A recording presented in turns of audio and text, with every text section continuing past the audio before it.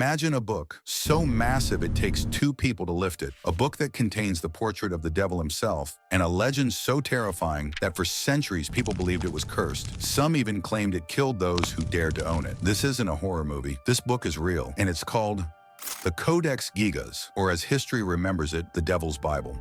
The story begins in the 13th century inside a lonely monastery in Bohemia, what we now call the Czech Republic. A single monk stood accused of breaking his vows. His punishment, a slow, painful death, sealed alive inside a wall. But instead of accepting his fate, the monk begged for mercy. He promised to create something so extraordinary that it would glorify the monastery forever, a book containing all the knowledge of mankind, and he vowed to do it in just one night. As midnight passed, the monk realized the task was impossible. Desperate, he did the unthinkable. He prayed, not to God, but to the devil. In exchange for his soul, he asked for help. By dawn, the book was finished, and in the very center of the book, a chilling, full-page portrait of the devil, a reminder of the price that had been paid. The Codex Gigas wasn't just large, it was a world in itself. The Bible, written in full, medical texts, ancient histories, even exorcism rituals. Every page seemed to hold forbidden knowledge. Some scholars claimed no human hand could have written it. The letters were too perfect, too uniform, as if carved by something beyond human.